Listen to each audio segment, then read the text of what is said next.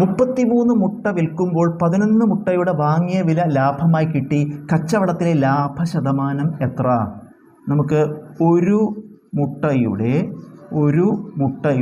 വാങ്ങിയ വില നമുക്ക് എക്സ് എടുക്കുക. ഒരു മുട്ടയുടെ വാങ്ങിയ വില എക്സ്. അപ്പോൾ 11 മുട്ടയുടെ വാങ്ങിയ വില കാണുക. ഒരു മുട്ടയുടെ വാങ്ങിയ വില എക്സ് ആണ്. ആയതുകൊണ്ട് 11 മുട്ടയുടെ വാങ്ങിയ വില എന്ത് വരും?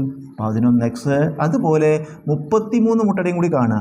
33 മുട്ടയുടെ വാങ്ങിയ വില നമുക്ക് 33x എന്നല്ല. ഒരു മുട്ടയുടെ വാങ്ങിയ വില എക്സ് ആണെങ്കിൽ 11 മുട്ടയുടെ വാങ്ങിയ വില 11x, 33 മുട്ടയുടെ വാങ്ങിയ വില 33x. നമുക്ക് എന്താ കാണേണ്ടത്?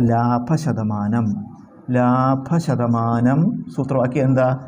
ലാഭം ബൈ വാങ്ങിയ വില ഇൻറ്റു 100. ലാഭശതമാനം കാണാൻ ലാഭം ബൈ വാങ്ങിയ വില ഇൻറ്റു 100 സമം എന്താണ് ലാഭം?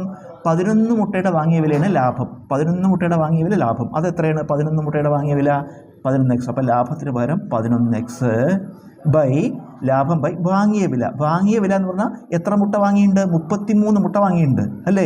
33 മുട്ട വാങ്ങിയിട്ടുണ്ട്. അപ്പം 33 മുട്ടയുടെ വാങ്ങിയ വില എത്ര? 33 മുട്ടയുടെ വാങ്ങിയ വില 33x പിന്നെ ഇൻറ്റു 100. നമുക്കിതിൽ എക്സും വെട്ടിപ്പോയി. 11 33 പഠിച്ചെടുക്കുമ്പോൾ 3 11 33. അപ്പോൾ എന്താ വരിക? 100/3 ഹരിച്ച് മിക്സർ ഫ്രാക്ഷൻ ആക്കുക.